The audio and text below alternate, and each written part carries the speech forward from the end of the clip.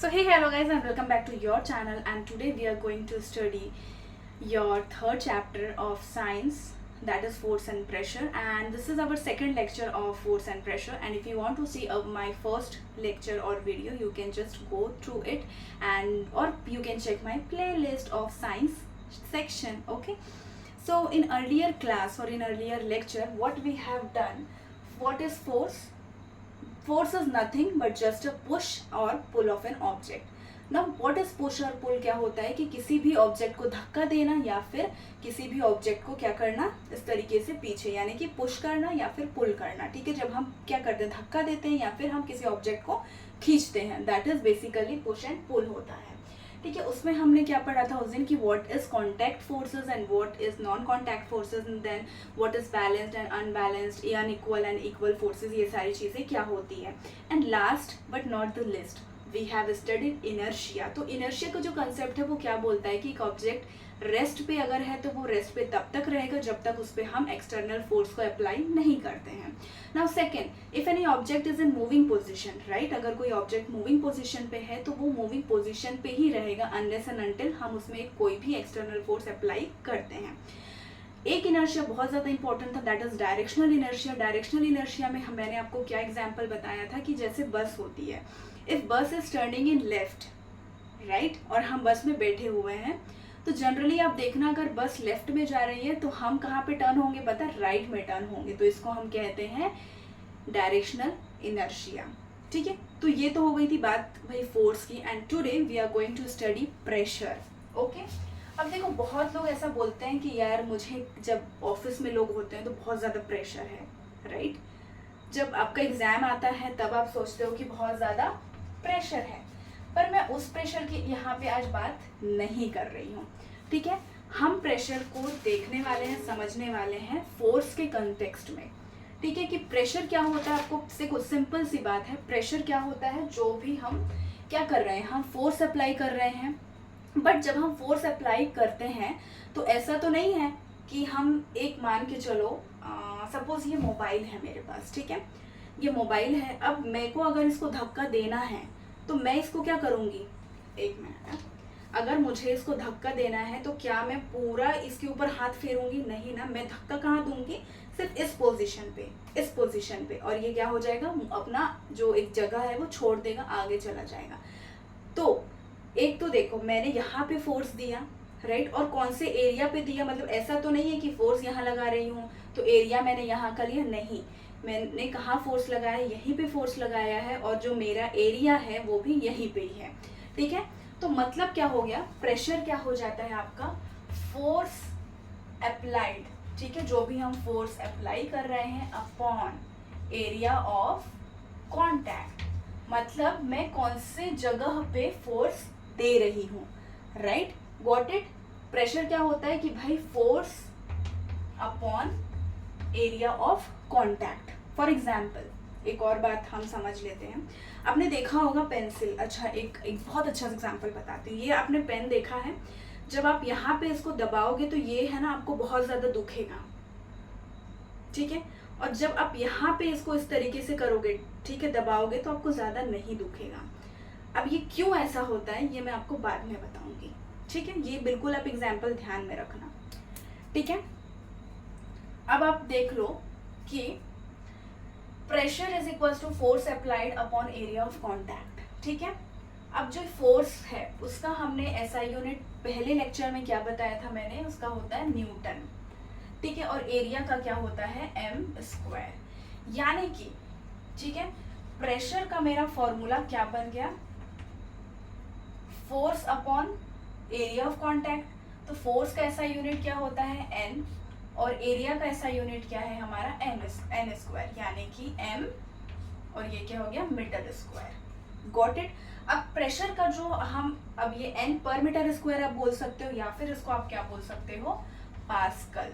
ठीक है, मतलब प्रेशर का जो ऐसा यूनिट होता है वो पास्कल होता है, और उसका शॉर्ट फॉर्म क्या होता है, पीए.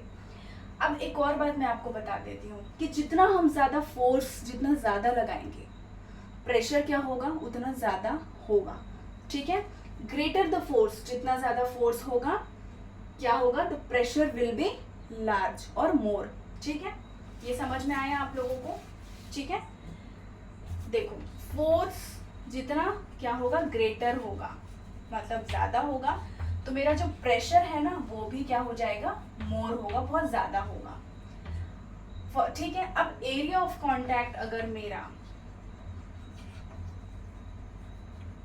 क्या है, बड़ा है, ठीक है, एरिया ऑफ कांटेक्ट जो है वो मेरा बड़ा है, तो प्रेशर क्या होगा, मेरा लेस होगा। ठीक है, अब हम एक एग्जांपल देख लेते हैं, ऐसा मैं क्यों बोल रही हूँ। देखो पेन का मैं आप लोगों को जो एग्जांपल दे रही थी, इसका क्या है, एरिया क्या है, अब देख रहे हैं ये नोक जो है ये बहुत ही क्या है, छोटी है, तो ये नोक की जितनी एरिया है ना, एरिया क्या है, बहुत ज्यादा छोटा है, तो इसलिए यहाँ पे जो प्रेशर है ना वो ज्यादा लगेगा। अब पीछे आ जाओ, यहाँ पे एरिया आप देखो, ये जो गोल एरिया है ये बड़ा आ गया, एटलीस्ट ये नोक से तो बड़ा है, तो जब मैं इसको दबा रही हूँ ना तो मुझे ज्यादा प्रेशर नहीं आ रहा है। Got it? समझ में आया? जितना छोटा एरिया होगा उतना प्रेशर क्या होगा, ज्यादा होगा, और जितना एरिया बड़ा होगा उतना प्रेशर हमको ज्यादा नहीं लगने वाला है। ठीक है, अब एक एग्जाम्पल मैं ले लेती हूँ। सपोज ये एक किताब है, ठीक है, ये किताब है, नीचे में क्या है, टेबल है। अब इस किताब को मैंने इस तरीके से रख दिया है, ठीक है, अब मैं इसके ऊपर प्रेशर दे रही हूँ। ठीक है, तो जब मैं प्रेशर दे रही हूँ तो मुझे प्रेशर ज्यादा नहीं लगेगा, ठीक है, नहीं लगेगा। और अगर मैं कुछ इस तरीके से आपका जो बुक है या नोटबुक है वो रखती हूँ, ठीक है, तो क्या होगा, प्रेशर तो मैं इसको भी दे रही हूँ, ठीक है, but the thing is that, देखो अब मतलब समझाने की मैं कोशिश ऐसे कर रही हूँ कि अगर आपने बुक को इस तरीके से रखा है तो प्रेशर इसमें ज्यादा रहेगा या फिर इसमें ज्यादा रहेगा। देखो मैंने आपको क्या बोला है, जितना एरिया, अब ये टेबल है, अब ये टेबल इतना बड़ा है पूरा, ठीक है, कितना एरिया लिया है इसने, पूरा एरिया लिया हुआ है टेबल पे, तो ये एरिया, तो एरिया क्या हुआ, जितना ज्यादा रहेगा उतना मेरे को प्रेशर क्या लगेगा, कम लगेगा। और अगर मैं बुक को ऐसे रख देती हूँ, टेबल अभी भी है, राइट, पर यहाँ पे क्या हो रहा है, देखो बुक का जो एरिया है रखने का, बुक कितने में रखी है, सिर्फ इतना ही रखा हुआ है, तो इसका जो एरिया है वो क्या है, बहुत ज्यादा कम है, इसलिए प्रेशर क्या हो जाएगा, ज्यादा हो जाएगा। मतलब जितना एरिया आप मान के चलो बड़ा रहेगा उतना आपको प्रेशर कम लगेगा, और अगर एरिया छोटा है तो प्रेशर ज्यादा लगेगा। आपने एक बार एक और हम एग्जाम्पल ले लेते हैं, आपने थैली देखी होगी जो हम मार्केट में लेके जाते हैं, राइट, देखते हैं हम। अब आपके पास दो थैली है, ठीक है, एक की जो स्ट्रिप है ना वो बस बहुत पतली है, ठीक है, बहुत ज्यादा पतली है, और एक थैली है, अब थैली मेरी ऐसे बन रही है, इसके लिए हंसना मत, मेरी ड्राइंग बहुत ज्यादा खराब है। अब एक जो थैली है ना उसका जो स्ट्रिप है वो बहुत ज्यादा मोटा है, ठीक है, मोटा है। अब आप जब इस थैली को पकड़ते हो आप देखे होंगे कि सामान इस दोनों में 1 kg का ही है, चलो 1 kg का नहीं, हम 5 kg का ले लेते हैं, चलो 5 kg का इन दोनों में ही सामान रखा हुआ है, बट प्रेशर किस में ज्यादा आएगा आपको बताऊं, प्रेशर मुझे इसमें ज्यादा आएगा, क्योंकि इसकी जो स्ट्रिप है ना उसका जो एरिया है, अब देख रहे हो ये वाली स्ट्रिप का जो एरिया है, देखो इसका जो स्ट्रिप है ये मोटा है, यानी कि इसकी एरिया क्या है, बड़ा है, और इस स्ट्रिप का जो स्ट्रिप है उसका जो एरिया है वो बिल्कुल पतली सी लाइन है यार, पतली सी रस्सी है वो, तो इसलिए हमको प्रेशर क्या आएगा, यहाँ पे ज्यादा आएगा। ठीक है, तो ये फंडा आप समझे कि एरिया जितना कम रहेगा उतना मुझको प्रेशर बहुत ज्यादा रहेगा, और जितना एरिया मेरा ज्यादा रहेगा उतना मुझे प्रेशर क्या आएगा, कम आएगा। समझे, इनवर्सली प्रोपोर्शनल है, एरिया भाई ज्यादा है प्रेशर कम होगा, एरिया कम है तो प्रेशर ज्यादा होगा। तो आई होप आप लोगों को अब ये प्रेशर का जो कंसेप्ट है वो समझ में आ गया होगा। मैंने बहुत मतलब अच्छे से आप लोगों को समझा दिया है, ठीक है, तो ये हमारा फंडा भी क्लियर हो गया है, ठीक है, और मैंने आप लोगों को ये भी बता दिया है कि भाई प्रेशर का फॉर्मूला क्या होता है और उसका SI यूनिट क्या होता है, ठीक है।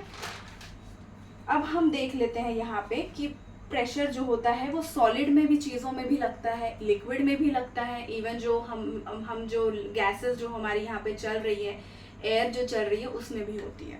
तो अब हम क्या देख लेते हैं, प्रेशर इन सॉलिड, ठीक है। अब सपोज ये आपका एक वुडन मैंने प्लैंक लिया हुआ है, ठीक है, वुड का ये स्टैंड है, ठीक है, इस पे मैंने एक क्या रखा है 5 kg का मान के चलो पत्थर रखा है, ये सॉलिड है। अब मैं 5 kg का पत्थर रखूंगी तो इसको कुछ नहीं होगा। अब यहाँ पे मैं और 5 kg 5 kg 5 kg का क्या कर रही हूँ, पत्थर रखते जा रही हूँ। तो यहाँ पे क्या होगा, ये जो वुडन प्लैंक है ये थोड़ा सा क्या हो जाएगा, इसको हम क्या बोलते हैं, सैगिंग हो जाएगा, ये मतलब कुछ इस तरीके से हो जाएगा, झूल जाएगा ये, राइट, ये क्या हो जाएगा, सैगिंग हो जाएगा, ये क्या हो जाएगा, झूल जाएगा। इसका मतलब ये है कि जब सॉलिड भी रहता है, अगर कोई सॉलिड चीज है उसमें हम बहुत ही ज्यादा या एक ही प्रेशर देंगे, ठीक है, एक ही जगह प्रेशर देंगे तो क्या होगा, प्रेशर आएगा और जो वुडन का जो भी बना हुआ है वो क्या हो जाएगा, आपका झूलने लग जाएगा। मतलब सॉलिड वाली जो चीज होती है उसके ऊपर भी प्रेशर आता है, प्रेशर लगता है, ठीक है। तो यही था बिल्कुल सेम, मतलब हम लोग यहाँ पे क्या कर रहे हैं, एक पर्टिकुलर एरिया पे ही क्या कर रहे हैं, फोर्स लगा रहे हैं, सही बात है ना। यहाँ पे एक क्या कर रहे हैं, पर्टिकुलर एरिया पे ही हम फोर्स लगा रहे हैं, तो इसके ऊपर प्रेशर आ गया है, मतलब सॉलिड वाली चीजों में भी प्रेशर आता है। मतलब इसमें ना समझाने लायक कुछ नहीं है, बट आपके सिलेबस में है तो ये समझाना बिल्कुल मेरा बनता है, ठीक है। तो अब हम देख लेते हैं लिक्विड, ठीक है, प्रेशर इन लिक्विड। अब भाई सॉलिड में अगर प्रेशर है तो लिक्विड में तो होगा ही होगा। अब आप एक बॉटल ले लो, ठीक है, ये बॉटल है, ठीक है, इसमें ना यहाँ पे छेद कर दो, यहाँ पे छेद कर दो, यहाँ पे छेद कर दो, ठीक है, इसमें पूरा पानी भरा हुआ है। अब मुझे ये बताओ, ये जो छेद है तो सबसे पहले पानी किसमें से निकलेगा, इसमें से निकलेगा, राइट, क्योंकि सबसे ज्यादा प्रेशर कौन से पॉइंट में आएगा, ये जो नीचे का जो है वहां पे प्रेशर आएगा, तो पानी बहुत जोर के निकलेगा। आपने देखा होगा जब हम गाड़ी धोते हैं या फिर आंगन वगैरह धोते हैं तो जो पाइप होता है, हम पाइप को बस बहुत दूर तक जाना चाहिए पानी, उसके लिए हम क्या करते हैं, पाइप को बीच से क्या कर देते हैं, ऐसे दबा देते हैं हाथ से, तो क्या होता है, पानी जो देखा होगा आपने वो दूर तक जाता है, गॉट इट। तो उसको क्या लग रहा है, फोर्स लग रहा है, प्रेशर क्रिएट हो रहा है, और तब तो जो मेरा पानी है वो क्या जा रहा है, दूर तक फैल रहा है, दूर तक जा रहा है, ठीक है। कभी देखना, अगर नहीं किया होगा तो कभी मम्मी आपके गाड़ी धोएगी पापा, या फिर मम्मी कभी आंगन को पानी दे रही है तो आप करके देखना, ये पाइप को बीच से ऐसे कर देना तो आपका जो फुहारा टाइप का ना बहुत दूर तक पानी जाएगा। तो यही एक एग्जांपल था कि भाई लिक्विड में भी प्रेशर आता है, ठीक है। अब हम देख लेते हैं कि प्रेशर इन गैस, ठीक है, सॉरी यार, प्रेशर इन गैस। अब भाई देखो, गैस, एक बैलून ले लो, ठीक है, बैलून में आप गैस भरोगे, आप गैस उसमें भरते जाओगे भरते जाओगे भरते जाओगे, राइट, ये बैलून है मेरा, इसमें मैं गैस भर रही हूँ भर रही हूँ भर रही हूँ। अब जो गैस होता है ना वो सबसे ज्यादा प्रेशर पता है कहाँ पे देता है, ये जो बॉल की या फिर आप बैलून की क्या होती है, ये जो बॉर्डर होती है ना अंदर की, वहां पे ये प्रेशर देता है, राइट। प्रेशर देके फिर एक टाइम पे क्या आता है कि जो वो फुग्गा होता है हम फुलाते फुलाते वो फूट जाता है, राइट। बट प्रेशर कहाँ पे देता है, ये जो गैस की चीजें होती है ये जनरली जो इनका जो बॉर्डर रहता है ना, जैसे गैस सिलेंडर रहता है, ठीक है। अब यहाँ पे सब गैस भरी हुई है, गैस जो होता है ना वो फ्लूइड टाइप का होता है। आप कहते हैं कि उनको ना एक उनकी प्रॉपर्टी होती है कि उनको बाहर मतलब दौड़ना या भागना ये बहुत अच्छा लगता है, ठीक है। तो क्या होता है, ये जैसे हमारे सिलेंडर आते हैं गैस में, तो सबसे ज्यादा जो गैस कहाँ पे प्रेशर देता होगा, ये जो इनके बॉर्डर रहते हैं ना उनके ऊपर ये प्रेशर दे देता है। मतलब लिक्विड और जो गैस होते हैं वो क्या होते हैं, फ्लूइड होते हैं एक तरीके से। उनकी प्रॉपर्टी होती है कि भाई उनको है ना कैद में रहना अच्छा नहीं लगता, उनको ऐसा लगता है कि भाई कब मैं बाहर निकलूं, ठीक है। तो आई होप आप लोगों को अब ये समझ में आ गया होगा, pressure in solid, liquid and gas. अब हम सिर्फ एक जो आपका ये बचा हुआ है कंसेप्ट वो हम कर लेते हैं, और उसके बाद हम थोड़ा सा क्या करेंगे, न्यूमेरिकल लेंगे। अब चलो देखते हैं कि न्यूमेरिकल लेना है या नहीं लेना है, ठीक है। देखो एटमॉस्फेरिक प्रेशर क्या होता है। अब देखो हमारे एटमॉस्फेयर में क्या है, एयर है, राइट, हवाएं चल रही है। अब मैं यहाँ पे पढ़ा रही हूँ तो यहाँ पे भी हवा है, यहाँ पे भी प्रेशर होगा, पर वो इनविजिबल है, दिख नहीं रहा है। आप कहीं छत में चले जाओ, बहुत जहाँ पे बहुत ज्यादा आंधी तूफान आ रहा है या फिर बहुत मतलब हवाएं बहुत तेजी से चल रही है, राइट, तो उससे क्या हो रहा है, जो एयर है इधर उधर फ्लो हो रही है। अब ये फ्लो क्यों होती है आपको पता है, क्योंकि हमारे इन्वायरमेंट में हॉट एंड कोल्ड करंट जो है वो फ्लो करते हैं। अब जो हॉट एयर और कोल्ड करंट जब क्या होते हैं, फ्लो करते हैं ना, तो प्रेशर क्रिएट होता है, ठीक है, फोर्स क्रिएट होता है, और फोर्स क्रिएट होने के बाद क्या होता है, जो प्रेशर आ जाता है, इसी को हम क्या बोलते हैं, एटमॉस्फेरिक प्रेशर। सिंपल सा मतलब आपको ये समझना है कि भाई जो एयर जो है, जो प्रेशर डाल रहा है, उसको हम क्या बोलते हैं, एटमॉस्फेरिक प्रेशर। और ये एटमॉस्फेरिक प्रेशर क्यों आता है, क्योंकि हमारे इन्वायरमेंट में हॉट एंड कोल्ड जो करंट होते हैं वो फ्लो करते हैं, जिससे कि फोर्स क्रिएट होता है, फोर्स क्रिएट होने से प्रेशर आने लग जाता है, ठीक है। तो ये बस आपका एक फंडा था। अब देखो इसका एक वैल्यू होता है, ठीक है, 1 एटमॉस्फेरिक प्रेशर कितना होता है आपका, 101 इंटू 10⁻³ पास्कल, क्योंकि प्रेशर का जो है वो ऐसा यूनिट क्या होता है, पास्कल होता है। तो ये आपको बिल्कुल याद रखना है, कभी कभी आपके आंसर मतलब क्वेश्चन पेपर में आ सकता है कि 1 एटमॉस्फेरिक प्रेशर कितना होता है, 101 इंटू 10⁻³, ठीक है। तो ये वाला तो हमारा बिल्कुल क्लियर हो गया है। अब हम थोड़ा सा ना चलो न्यूमेरिकल कर लेते हैं 1-2। तो क्वेश्चन आपको क्या दिया हुआ है कि area of a tiffin box आपको दिया हुआ है, उस टिफिन बॉक्स का क्या दिया हुआ है, वेट दिया हुआ है, और हमें पूछा है कि वो टिफिन बॉक्स का आपको प्रेशर एक्सर्टेड बाय बॉक्स की प्रेशर कितना होगा वो हमको निकालना है, ठीक है। तो एरिया दे दिया है हमको किसका, टिफिन बॉक्स का 0.25 मीटर स्क्वायर, ठीक है। इसका हमको दे दिया है वेट, दैट इज 50 न्यूटन, ठीक है। अब हमको बोल रहा है कि प्रेशर का, अब देखो प्रेशर निकालना है, प्रेशर का फॉर्मूला क्या होता है, फोर्स अप्लाइड या फिर force upon area of contact, ठीक है। तो मुझे फोर्स दे दिया गया है क्या, 50 न्यूटन। अब आप बोलोगे ये तो वेट है, हाँ वेट है, बट आपको क्लियर कैसे करना है, यहाँ पे इसका एसआई यूनिट क्या है, एन है, तो यही क्या होगा हमारा फोर्स होगा 50 एन, और एरिया कितना दिया है 0.25 मीटर स्क्वायर, राइट।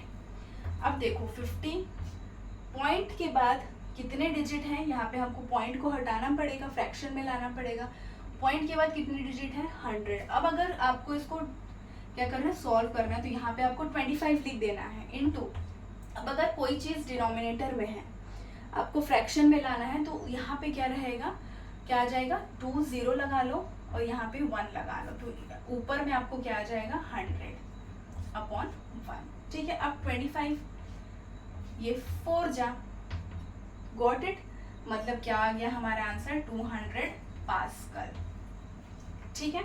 अब ये पॉइंट वाला मैं आपको इसलिए नहीं समझा रही हूँ क्योंकि आपके 8th चैप्टर में खुद डेसिमल एंड फ्रैक्शन है, तो उसका मैंने वीडियो पूरा बनाया हुआ है, आप लोगों को अच्छे से समझाया है कि यहाँ पे भाई क्यों 100 आ रहा है। तो वो वाला भी आप मैथ्स का जो लेक्चर है मतलब चैप्टर है वो आप देख सकते हो, वहाँ पे आपको बहुत अच्छे से समझ में आ जाएगा। अब आपका यहाँ पे बोल रहा है कि सेकंड क्वेश्चन, ठीक है, रिलेटिव डेंसिटी आपको निकालनी है, 2 चीज़ों की आपको रिलेटिव डेंसिटी दी हुई है, ठीक है, ठीक है, ये आपको निकालना है, रिलेटिव डेंसिटी निकालनी है। डेंसिटी ऑफ वाटर दिया हुआ है, ठीक है, कितना दिया है भाई 10⁻³ kg/m³, ठीक है। एंड डेंसिटी ऑफ आयरन दिया हुआ है 7.85 इंटू 10⁻³ kg/m³। अब भाई देखो 2 चीज़ों की जब डेंसिटी दी है तो और मुझे रिलेटिव डेंसिटी निकालनी है, तो मुझे क्या करना पड़ता है ना, जिसकी रिलेटिव डेंसिटी पूछी हुई है उसको मुझे ऊपर रखना है, और जिसकी डेंसिटी नहीं पूछी गई है उसको नीचे रखना है, और उन दोनों को क्या कर देना है, डिवाइड कर देना है, सिंपल सा।